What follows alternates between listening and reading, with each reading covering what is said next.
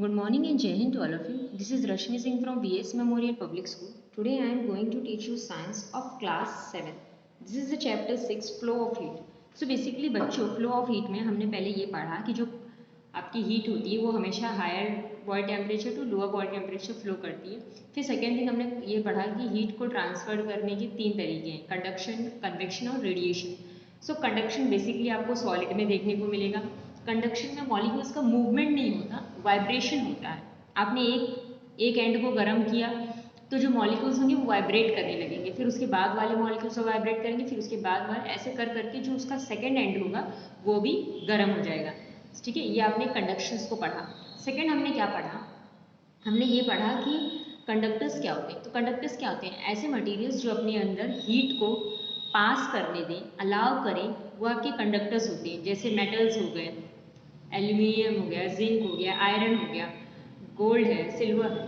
Second thing हमने पढ़ा insulators, ऐसे मटेरियल्स जो अपने अंदर से हीट को अलाउ ना करें पास होने के लिए, वो आपके इंसुलेटर्स हो गए. जैसे प्लास्टिक हो गया, वुड हो गया.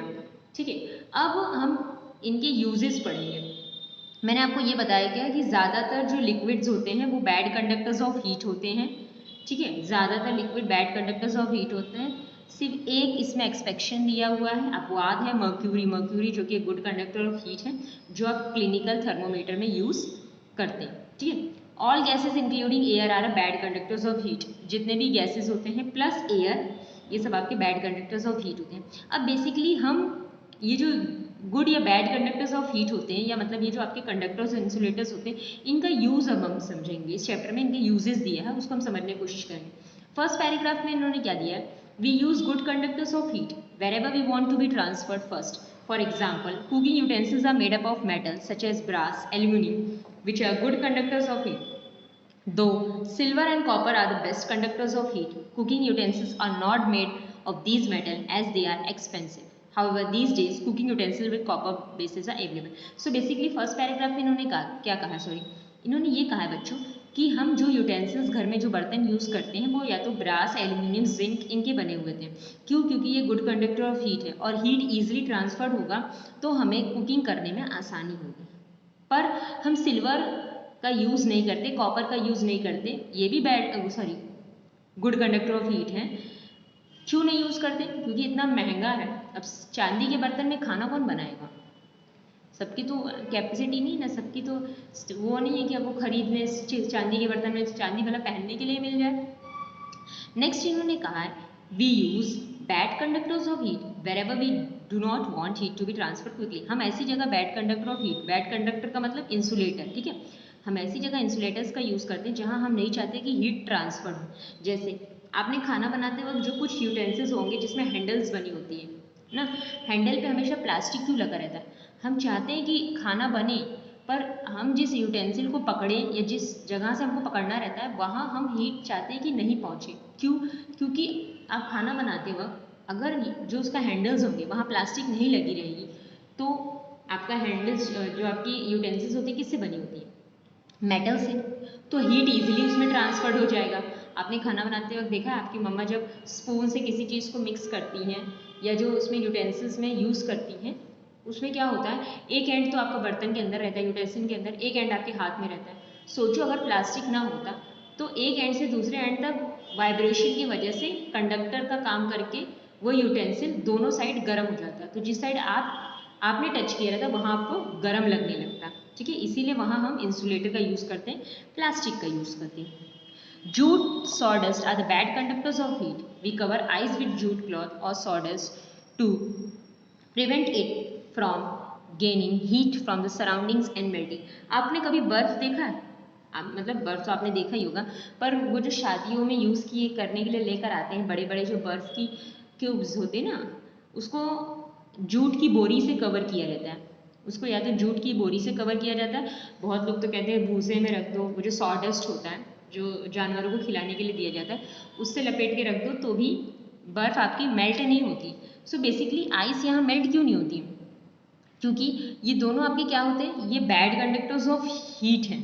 मतलब ये दोनों इंसुलेटर्स हैं. जूट आपका इंसुलेटर है, इसीलिए जूट से आइस को कवर करके रखते हैं और बाहर के टेम्परेचर से आइस जल्दी मेल्ट नहीं हो पाता. आपने देखा होगा जैसे जहाँ जाइए कभी आइस बिकती रहे वहाँ देखिए वो जूट की बोरी से उसको कवर करके रखे रहते हैं। जूट की बोरी आपने देखा होगा ना, ग्रेन स्टोर करने के लिए यूज़ किया जाता है, उससे कवर किए रहते हैं क्योंकि जूट आपकी क्या है, ये आपकी insulator, bad conductor of heat है। ये उसमें हीट को पास होने नहीं देगा और वो जल्दी मेल्ट नहीं होगा। Refrigerators have a double walls with the space inside filled with an insulating material. This prevent the heat of the surrounding from reaching the insides of the refrigerator. आपने रेफ्रिजरेटर देखा? रेफ्रिजरेटर्स को ऐसे बनाया जाता है कि जो बाहर का जो भी टेम्परेचर हो वो रेफ्रिजरेटर के अंदर के टेम्परेचर को इफेक्ट नहीं कर पाए। उसमें इंसुलेटिंग मटेरियल का यूज़ किया जाता है जिससे बाहर का टेम्परेचर चाहे गर्म हो चाहे ठंडा हो, आपके फ्रिज का टेम्परेचर वही रहेगा जो उसमें आपने सेट किया रहेगा। In winter, you wear woolen cloths. If you compare them with cotton cloths, you will find the woolen fibers have much more space between them.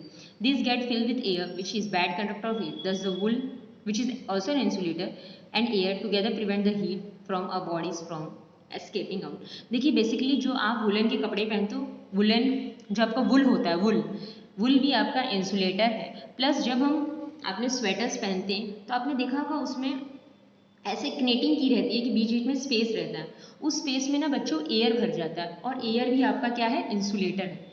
इसीलिए बाहर का टेम्परेचर ठंडा होने के बावजूद वो एयर उन छोटे छोटे स्पेस से बाहर की जो भी टेम्परेचर रहता है या बाहर की जो भी हीट होती है उसको आपके बॉडी में ट्रांसफर करने नहीं देती, जाने नहीं देती। और इवन आपको वुल भी इंसुलेटर है, तो इस वजह से लोग ठंडियों में स्वेटर पहनते हैं जिससे उनकी बॉडी का टेम्परेचर वार्म रहे, गर्म रहे। During a very cold winter night, two thinner blankets, one on the top of other, are more effective in keeping you warm than one blanket of double the thickness. This is because the layer of air trapped within thinner blankets give additional insulating and protecting from cold. देखिए एक मोटा, इसमें क्या कहा, एक मोटा चद्दर ओढ़ने से अच्छा अगर आप ठंडियों में दो पतले चद्दर ओढ़ोगे तो आपको ज़्यादा फायदा होगा। कैसे होता क्या है बच्चों, जब हम दो पतले चद्दर ओढ़ते हैं तो उसके बीच में स्पेस जो रहता है ना वहाँ एयर फिल हो जाती है और इसलिए फिर बाहर के टेम्परेचर को, बाहर की हीट को वो हमारी बॉडी पे इफेक्ट करने नहीं देती। अब आपके पास दोनों है तो आप जो आपको बेटर लगेगा, बट ये एज ए साइंस के अकॉर्डिंग इसको बताया गया है। एयर आपका इंसुलेटर है, ठीक है, एयर आपका इंसुलेटर है। अब नेक्स्ट हम हमारा इंपॉर्टेंट पार्ट पढ़ेंगे कन्वेक्शन। आज मैं आपको कन्वेक्शन पढ़ाऊंगी, उसके बाद हम रेडिएशंस नेक्स्ट डे पढ़ेंगे, आपका चैप्टर खत्म हो जाएगा। सो बेसिकली कन्वेक्शन, अब कन्वेक्शन क्या है इसको पहले पढ़ते हैं, इसके प्रोसेस को पढ़ते हैं और उसके बाद ये पूरे paragraph. Convection, to show the process of convection, fill a test tube with cold water, drop an ice cube in this water, heat the water from below. You will find that the ice melts quickly. This shows that though water is a bad conductor of heat, heat easily flows upwards in it. देखिए basically होता क्या है, convection का method, convection में होता क्या है, देखिए जो आपका ये टेस्ट ट्यूब है आपने इसमें क्या ले लिया, कोल्ड वाटर ले लिया। तो हमने क्या किया, एक टेस्ट ट्यूब लिया, उसमें कोल्ड वाटर फिल किया, उसके बाद एक आइस क्यूब डाल दिया और नीचे से आप उसे फ्लेम दे रहे हो, हिट कर रहे हो। आपने ये देखा कि थोड़ी देर बाद कि ये जो बर्फ़ है, ये आइस है, ये मेल्ट होना शुरू कर दिया। दिस शोज दैट दो water is a bad conductor of heat easily flows upward in it. अब हमें ये तो पता है कि जो आपका वाटर है ये क्या है, बैड कंडक्टर ऑफ हीट है। याद रखना, वाटर आपका बैड कंडक्टर ऑफ हीट है, तब भी ये कैसे हीट जो हो रही है वो आपकी फ्लो कैसे कर रही है। फिर हमें अबव एक्टिविटी से ये समझ में आया कि कोई एक और तरीका है जिससे हीट ट्रांसफ़र होता है लिक्विड्स में। मेरी बात समझी ना, देखिए जितने मैंने पहले भी आपको बताया था, जो लिक्विड्स होते हैं वो बैड कंडक्टर ऑफ हीट होते हैं। तो अगर liquid bad conductor of heat है तो हीट फिर उसमें ट्रांसफ़र कैसे हो रहा है एक जगह से दूसरी जगह, तो वहाँ एक और मेथड की बात हो रही है। वो आपका कौन सा मेथड हो जाएगा, कन्वेक्शन। ठीक है, कन्वेक्शन ही आपका एक और मेथड हो जाएगा जिससे हीट ट्रांसफर होगी लिक्विड्स में बेसिकली, क्योंकि ज़्यादातर लिक्विड तो बैड कंडक्टर ऑफ हीट है, तो वहाँ कंडक्शन का तो कोई काम नहीं होगा। अब यहाँ एक नया वर्ड आ जाएगा कन्वेक्शन, और ये हमने इस फिगर में भी देखा। इन्होंने एक टेस्ट ट्यूब लिया, उसमें पानी डाल दिया, ठंडा पानी, उसी में एक आइस क्यूब डाल दिया, उसके बाद नीचे से इन्होंने हिट किया, इन्होंने देखा कि आइस क्यूब मेल्ट होना स्टार्ट हो गया। हमें ये तो पता है कि water bad conductor of heat है, तब भी कैसे ये हीट पूरी तरह फ्लो कर रहा है और आइस मेल्ट कर रहा है, इसका मतलब कोई और एक तरीका है जिसके वजह से हीट इसमें लिक्विड्स में ट्रांसफर हो रहे हैं। नेक्स्ट एक्सपेरिमेंटल इन्वेस्टिगेशन है to show the convection current in water drop a large potassium permanganate crystal in beaker containing a liquid the crystal start dissolving water and colouring it slowly pour more water into the beaker without disturbing the crystals heat the water using a very small flame just below the crystal। अब देखिए इन्होंने क्या किया, इन्होंने इसके एक test tube लिया, उसमें इन्होंने थोड़ा सा पानी डाल दिया और क्या डाल दिया, पोटेशियम परमांगनेट की क्रिस्टल्स। पोटेशियम परमांगनेट आपको पिंकिश कलर देता है, पोटेशियम परमांगनेट के इन्होंने क्रिस्टल्स डाल दिए। जैसे ही इन्होंने क्रिस्टल डाला वो डिसॉल्व करने लगा वाटर में, गलने लगा और उसे कलर करने लगा। उसके बाद इन्होंने क्या किया, slowly pure more water into the beaker without disturbing the crystals. Side से ये लोग धीरे धीरे थोड़ा पानी और डालने लगे। अब इन्होंने क्या किया, hit the water using a very small flame just below the crystals. यहाँ जहाँ क्रिस्टल्स है वही इन्होंने फ्लेम फिट कर दिया और धीरे धीरे गर्म करने लगे। You will observe that the colored water rises from the place where the heat is supplied. After moving up some distance, it spreads out and comes along the sides of the beaker. इन्होंने ये कहा कि पहले तो देखिए, पहले जो colour है वो ऐसे मूव किया, फिर उसके बाद ये ऐसे ट्रांसफर्ड हो जा रहा है। अब हुआ क्या इसमें, इसको समझते हैं। पहले आपने समझा कि हमने इन्होंने किया कि इन्होंने सबसे पहले एक बीकर लिया, उसमें थोड़ा सा पानी डाला, पोटेशियम परमांगनेट की एक क्रिस्टल्स, ये समझ लीजिए गोली डाल दी, वो पिंकिश कलर देगा। उसके बाद वो उसमें डिज़ोल्व होने लग गया और इसको कलर करने लग गया। इन्होंने फिर साइड से थोड़ा और पानी डाला और उसके बाद इसे गर्म किया और देखा कि ये जो क्रिस्टल्स है ये पहले ऊपर की तरफ जाते हैं, फिर साइड से धीरे धीरे along the side of the beaker यहाँ भी पूरी तरह कलर करते हैं, मतलब पूरे बीकर में फैलने लगते हैं। अब इसमें एक्चुअली हुआ क्या, इसे कहते हैं कन्वेक्शन करंट्स इन वाटर। इसे क्या कहते हैं, कन्वेक्शन करंट्स इन वाटर। अब बेसिकली क्या हुआ इसमें, इसी को समझते हैं। चलो, let us read why this happens. You have seen that substance expand when heated, there volume increases but their mass remain the same. अब देखें हुआ क्या, आपने देखा है कि कोई भी चीज़ गर्म करने पे एक्सपांड होती है, उसकी वॉल्यूम तो इंक्रीज होती है पर उसका मास सेम रहता है। वॉल्यूम मतलब क्या होता है, देखिए अब उनके मॉलिक्यूल्स तो दूर दूर हो रहे हैं, तो उनकी जो वॉल्यूम होगी, उनकी स्पेस होगी वो बढ़ जाएगी, स्पेस वो इंक्रीज कर लेंगे, पर उनकी मास तो सेम ही रहेगी ना, मास तो उनका सेम ही रहेगा। This means that the mass per unit of volume heated substance reduce, the density of substance decreases on heating, the substance therefore becomes light. So basically क्या इन्होंने क्या कहा, mass per unit volume of heated substance reduces, that is the density of substance decreases on heating। जब कोई चीज़ हम गर्म करेंगे तो उसकी वॉल्यूम तो बढ़ेगी बट उसका मास सेम रहेगा। और पर यूनिट वॉल्यूम, अगर वॉल्यूम और मास में कंपैरिजन करेंगे तो वॉल्यूम के अकॉर्डिंग उसकी मास रिड्यूस करेगी, कम ही रहेगी, क्योंकि वॉल्यूम तो बढ़िया। मान लीजिए आपने कोई सब्सटेंस लिया, आपने उसको गर्म किया तो उसके मॉलिक्यूल्स फैलने लग गए, तो ज़्यादा स्पेस लेंगे, उसकी वॉल्यूम बढ़ गई, पर उसका मास तो उतना ही रहेगा, उसका वजन तो उतना ही रहेगा, वजन में तो कोई चेंजेस नहीं आएंगे। सो इन्होंने क्या कहा कि mass per unit volume of heated substance reduces, मतलब एक वॉल्यूम की यूनिट में अगर मास को मेजर किया जाए तो वॉल्यूम तो इंक्रीज हो रहा है बट मास सेम है, या आप ये कह सकते हो कि वॉल्यूम के अकॉर्डिंग मास रिड्यूस हुआ है। पहले दोनों बराबर ही थे, पर जैसे जैसे हमने चीज़ों को गर्म किया उसके वॉल्यूम में इंक्रीज आ गई।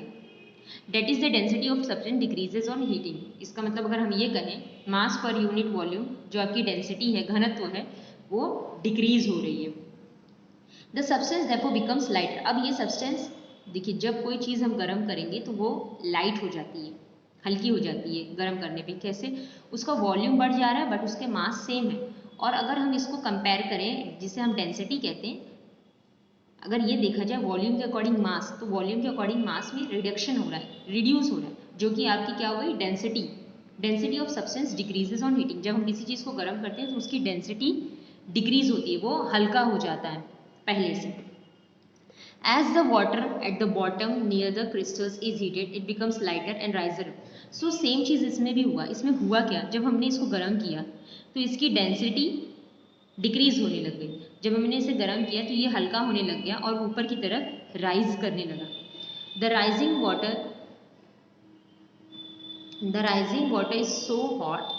Is hot so it's molecule vibrate faster. अब जो पानी ऊपर की तरफ राइज कर रहा है, हमने हमेशा देखा कि जब कोई चीज़ पानी गर्म होती है, गर्म हवा रहती है, वो हमेशा ऊपर की तरफ जाती है।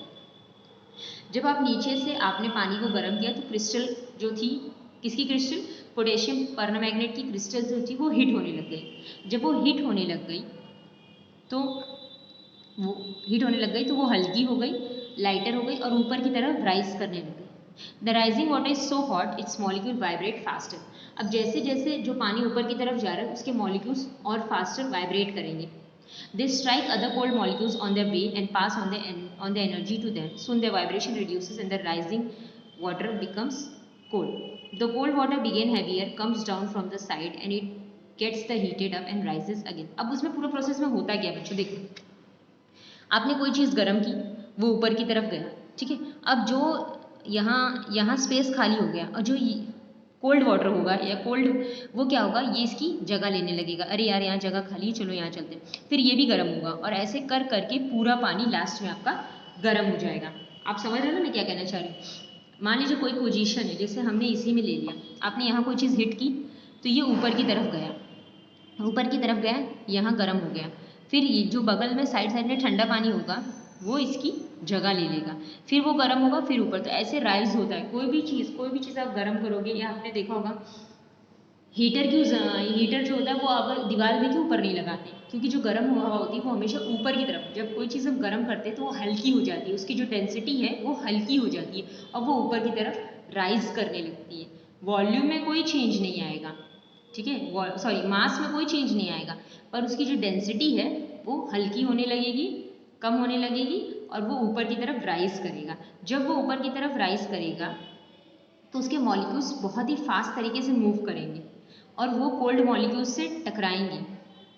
और कोल्ड मॉलिक्यूल्स का क्या करेंगे, अब वो हॉट मॉलिक्यूल्स की जगह ले लेंगे नीचे की तरफ, जहाँ वो स्पेस खाली करके गए, और फिर जब वो गर्म हो जाएंगे तो वापस वही पूरा साइकिल इनका चलता रहता है। Thus the water molecules themselves move and carry heat to other parts of the water, and this constant movement of water is called convection current and the method of transfer of heat is called convection. So basically ये जो molecules का movement हो रहा है, देखिए यहाँ molecules move कर रहे हैं, कंडक्शन में मॉलिक्यूल्स मूव नहीं कर रहे थे, वाइब्रेट कर रहे थे, और यहाँ वाइब्रेट करने के बाद मूव भी कर रहे हैं। नीचे वाले जो मॉलिक्यूल्स थे वो गर्म होने के बाद ऊपर की तरफ फटाक से मूव कर दे रहे हैं, और जो ठंडे वाले मॉलिक्यूल्स थे वो वापस उसकी जगह ले रहे हैं, फिर वो गर्म हो जा रहे हैं, फिर ऊपर। ये इनका पूरा करंट या पूरा मूवमेंट चल रहा है। तो ये जो पूरा मूवमेंट होता है वाटर का, इसे कहते हैं कन्वेक्शन करंट, ठीक है। और इस मेथड को क्या कहते हैं, convection. Compare this method of transfer of heat to the case where you get up and go your friend to give him the book. अब देखिए कंडक्शन के मेथड में और आपके जो दोस्त को मैंने बुक देने के मेथड में बताया था, क्या कॉमन था। आपका दोस्त 2 डेस्क बाद बैठा है, आपने अपनी बुक कॉपी आपके फ्रेंड को, बगल वाले क्लासमेट को ट्रांसफ़र की, फिर उसने ट्रांसफ़र की और ऐसे लास्ट में आपके फ्रेंड के पास पहुंच गई। ये कंडक्शन का मेथड है। कन्वेक्शन में क्या होता है, आप खुद उठकर अपने दोस्त के पास चले गए और उसकी बुक उसको दे दिए। ये कौन सा मेथड हो गया आपका, ये कन्वेक्शन का मेथड हो गया। Convection is a process of transfer of heat in which the heat molecules of liquid themselves move to carry heat from the hot to the cold region. Convection में क्या होता है, जो मॉलिक्यूल्स होते हैं खुद हीट को लेकर हॉट रीजन से कोल्ड रीजन में ट्रेवल करते हैं, ठीक है। अब हम कन्वेक्शन इन गैसेस को आगे पढ़ेंगे बच्चों। आई होप आपको मैंने जो समझाया आपने उस चीज़ को समझा। कोई इशू होगा तो प्लीज़ कॉल या मैसेज करके पूछ लीजिएगा। जय हिंद।